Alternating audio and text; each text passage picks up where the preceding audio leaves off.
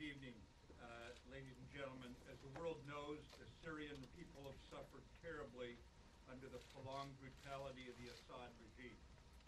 On April 7th, the regime decided to again defy the norms of civilized people, showing callous disregard for international law by using chemical weapons to murder women, children, and other innocents. We and our allies find these atrocities inexcusable. As our Commander-in-Chief, the President has the authority under Article 2 of the Constitution to use military force overseas to defend important United States national interests. The United States has vital national interest in averting a worsening catastrophe in Syria and specifically deterring the use and proliferation of chemical weapons. Last year, in response to a chemical weapons attack against civilians and to signal the regime to cease chemical weapons use, we targeted the military base from which the weapons were delivered. Earlier today, President Trump directed the U.S. military to conduct operations in consonance with our allies to destroy the Syrian regime's chemical weapons research, development, and production capabilities. Tonight, France, the United Kingdom, and the United States took decisive action to strike the Syrian chemical weapons infrastructure. Clearly, the Assad regime did not get the message last year. This time, our allies and we have struck harder. Together, we have sent a clear message to Assad and his murderous lieutenants that they should not perpetrate another chemical weapons attack for which they will be held accountable. The coalition remains committed to defeating ISIS in Syria. The strike tonight separately demonstrates international resolve to prevent chemical weapons from being used on anyone under any circumstance in contravention of international law. I want to emphasize that these strikes are directed at the Syrian regime.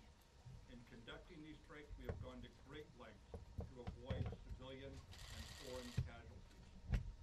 But it is a time for all civilized nations to urgently unite in ending the Syrian civil war by supporting the United Nations-backed Geneva peace process. In accordance with the Chemical Weapons Convention prohibiting the use of such weapons, we urge responsible nations to condemn the Assad regime and to join us in our firm resolve to prevent chemical weapons from being used again. General Dunford will provide a military update. Good evening. I'm joined by our French attaché, Brigadier General Mattis, and our British attaché, Air Vice Marshal Gavin Parker. Secretary Mattis has just outlined the policy and legal framework for tonight's strike in Syria. I'll address the strike from the military dimension. At 9 p.m. Eastern Standard Time, French, British, and U.S. forces struck targets in Syria in support of President Trump's objective to deter the future use of chemical weapons. Our forces were integrated throughout the planning and execution of the operation. The targets that were struck and destroyed were specifically associated with the Syrian regime's chemical weapons program. We also selected targets that would minimize the risk to innocent civilians. The first target was a scientific research center located in the greater Damascus area. This military facility was a Syrian center for the research, development, production, and testing of chemical and biological warfare technology. The second target was a chemical weapons storage facility west of Homs. We assessed that this was the primary location of Syrian sarin and precursor production equipment. The third target, which was in the vicinity of the second target, contained both a chemical weapons equipment storage facility and an important command post. U.S., British, and French naval and air forces were involved in the operation, and for reasons of operational security, I won't be more specific this evening. Before we take questions, I'd like to address how this evening's strike were qualitatively and quantitatively different than 2017. Last year, we conducted a unilateral strike on a single site. The focus was on the aircraft associated with the Syrian chemical weapons attack in April of 2017. This evening, we conducted strikes with two allies on multiple sites that will result in a long-term degradation of Syria's capability to research, develop, and employ chemical, and biological weapons. Important infrastructure was destroyed, which will result in a setback for the Syrian regime. They will lose years of research and development data, specialized equipment, and expensive chemical weapons precursors. The strike was not only a strong message to the regime that their actions were inexcusable, but it also inflicted maximum damage without unnecessary risk to innocent civilians. And with that, the Secretary and I would be glad to take your questions. Mr. Secretary, first of all, did the U.S. suffer any losses initially? And more broadly, could you, the President in his remarks said that the U.S. and its allies are prepared to sustain this operation until the Syrians stop using chemical weapons. Does this mean that the U.S. and its partners will continue military operations beyond this initial operation tonight? That will depend on Mr. Assad should he decide to use more chemical weapons in the future. And of course, the powers that have signed the chemical weapons prohibition have every reason to challenge Assad should he choose to violate that. But right now, this is a one-time shot, and I believe that it sent a very strong message to dissuade him, to deter him from doing this again. We'll brief on that in the morning. We want to give you a full brief in the morning. Right now, we have no reports of losses. Thank you. Secretary Mattis, Chairman Dunford, thank you for doing that. Have you seen any retaliation from the Russians or the Iranians? And how long do you think this operation could last? Is it a matter of hours or days, or could go longer than that? Yeah, we did have some initial surface-to-air missile activity from the Syrian regime. That's the only retaliatory action that we're aware of at this time. And the nature of the operation, we've completed the targets that were assigned to the United States Central Command. Those operations are complete.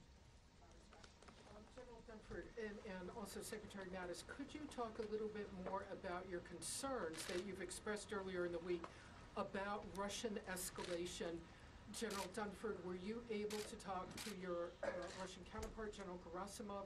What are your concerns about escalation? And if we're permitted to ask your British counterpart a question, I would like to know the sense of your government about whether the situation with the Skripals and the Russian involvement in that, how that Russian involvement played a role in your decision to enter this coalition this evening. Barbara, let me address the last point first. Our attachés were kind enough to join us this evening. They're not going to get out in front of their president and prime minister respectively, so that the national messages will be provided from their capitals here very soon. But with regard to the Russian concerns, we specifically identified these targets to mitigate the risk of Russian forces being involved, and we used our normal deconfliction channels. Those were active this week to work through the airspace issues and so forth. We did not do any coordination with the Russians on the strikes, nor did we pre-notify them.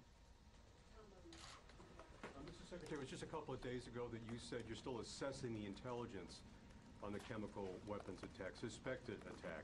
So at this point, do you know what the chemical was used in that attack?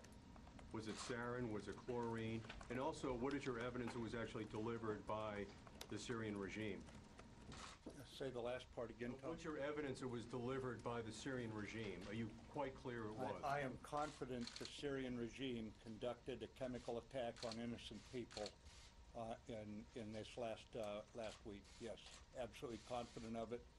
And we have the intelligence level of confidence that we needed to conduct the attack. As far as the actual chemical used, do you know what it was? Was it nerve agent? Was it chlorine? Do you have a sense of what it was?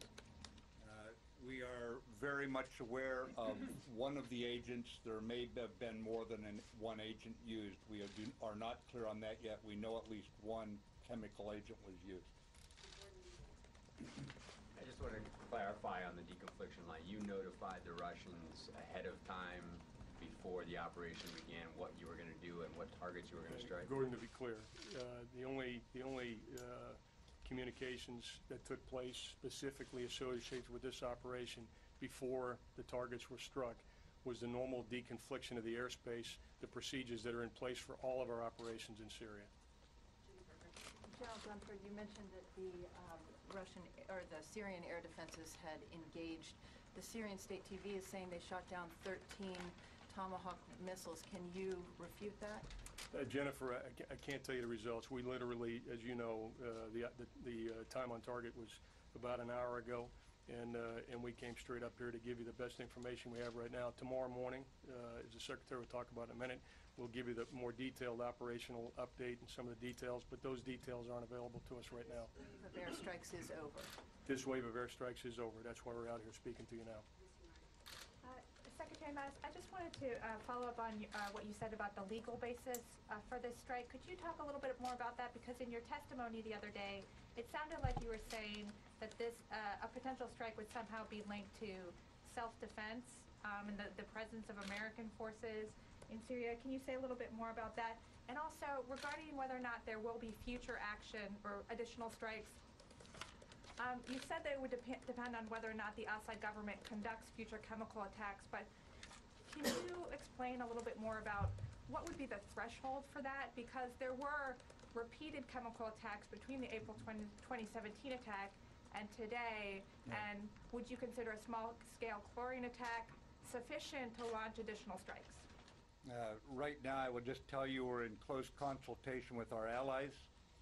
We review all the evidence all the time. It is difficult, as you know, to get evidence out of Syria, but right now we have no additional attacks planned. But as far as the legal authority under the Article 2 of the Constitution, we believe the President has every reason to defend vital American interests, and that is what he did here tonight under that authority. Hey, sir, a couple questions for General Dunford. What were some of the targeting considerations or difficulties involved with going after chemical facilities? How long did the operation take to plan? And for Secretary Mattis, last year's strikes were described as proportional, moderate. How would you describe this year's in contrast to that? Yeah, Tony, we chose these particular targets to mitigate the risk of civilian casualties, number one. We chose these targets because they were specifically associated with the chemical program, the Syrian chemical program. And obviously, when we take a look at target planning and so forth, we look at the location relative to other populated areas, collateral damage, proportionality. So these targets were carefully selected with proportionality, discrimination, and being specifically associated with the chemical program. All standoff weapons or any manned aircraft? There were manned aircraft involved. I won't give you any of the details operationally until tomorrow morning, but we will do that at that time. Sir, instead of Thank you, proportional last year, A question to Secretary Mattis. So up until yesterday, and I'm going to quote you here, you said, "I cannot tell you that we have evidence." So when did you become confident that a chemical attack happened? And the second one... Yeah, yesterday. Yesterday, after you said that. Yes. And then second, you talked about targeting the chemical weapons infrastructure of Al-Assad.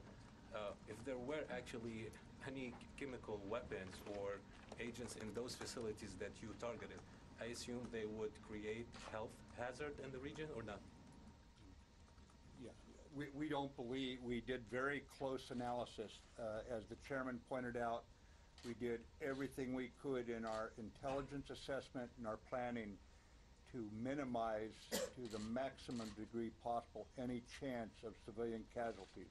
We are very much aware this is difficult to do in a situation like this, especially when the poison gas that Assad assured the world he had gotten rid of obviously still exists.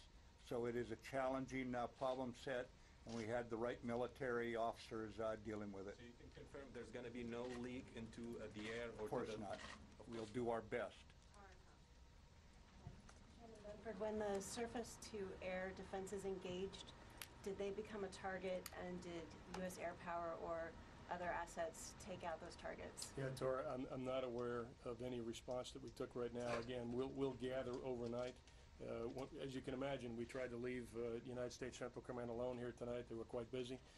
We'll, through the night, gather the operational detail, and we'll be back tomorrow morning to provide that to you.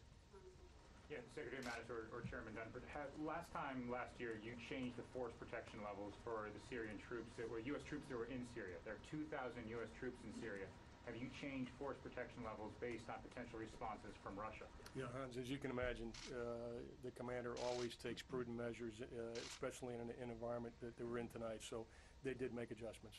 Just to be clear on the deconfliction line, you told them that you're going to be operating in airspace, but you didn't tell them, the Russians, what the targets were? That is absolutely correct. We used the normal deconfliction channels to deconflict the airspace that we were using. We did not coordinate targets or any planning with the Russians. What was their response, sir? That information was passed at the operational link from the Combined Air Operations Center in Qatar, so I wasn't on the line. But that kind of information, just to put it in perspective, is passed routinely every day and every night. So they may not have found anything unusual about that particular airspace deconfliction. Thank you so much, Katrina Manson from the Financial Times. Can you talk a little bit about any Iran targets that you initially, Iran-associated targets that you initially considered, and why you may have not gone for them? And could your colleagues explain exactly the sort of contribution that you've made to tonight's operation? Again, our allied officers are here out of respect for the fact that they were part of the mission from planning all the way through to the political decision taken. And once their heads of state speak tomorrow, then that'll be the initial statement from those capitals. But as far as any other targets, we looked at targets specifically designed to address the chemical weapons threat that we have seen manifested. The whole world has watched in horror these weapons being used. Those were the only targets that we were examining for prosecution.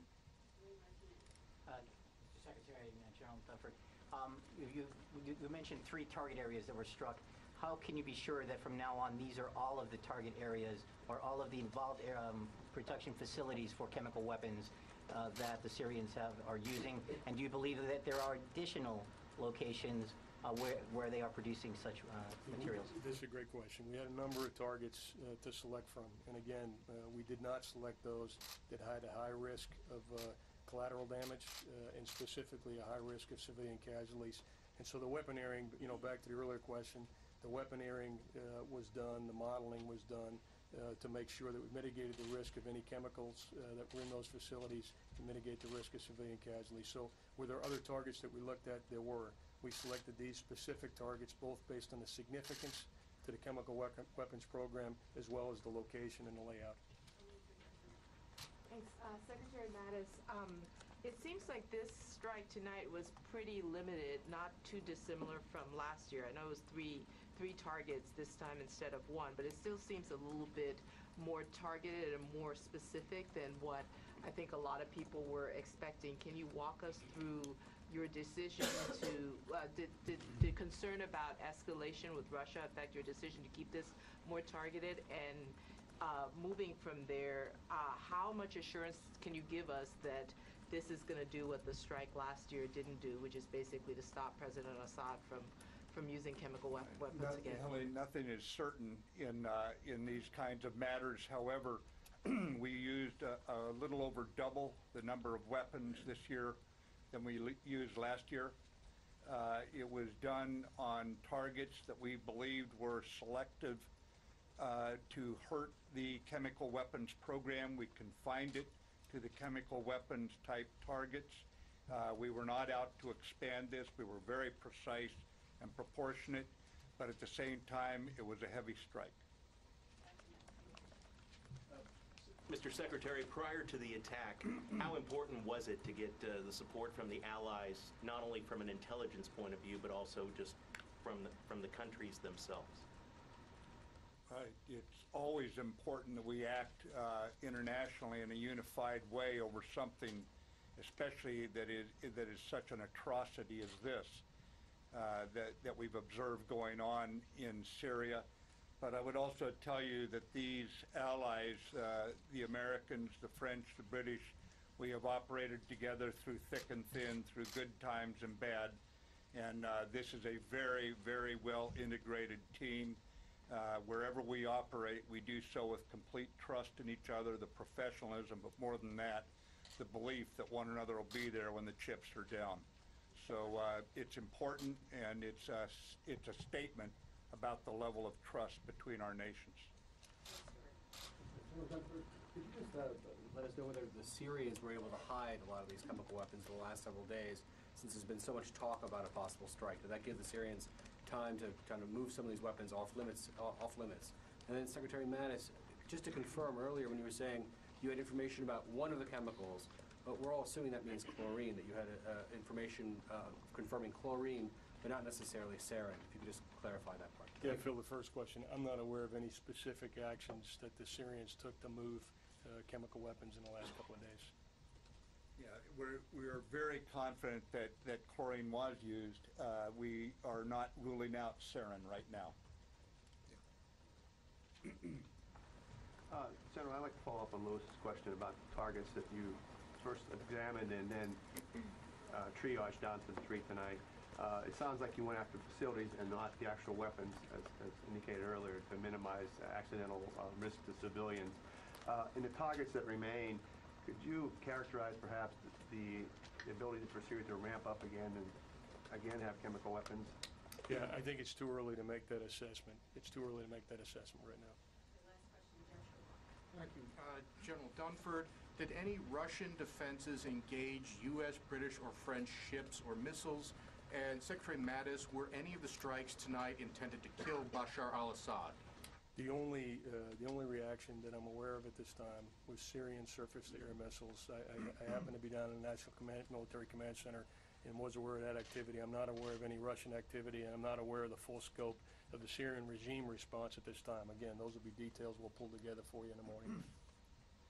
Yeah, the targets tonight, again, were specifically designed to degrade the Syrian war machine's ability to create chemical weapons and to set that back right now.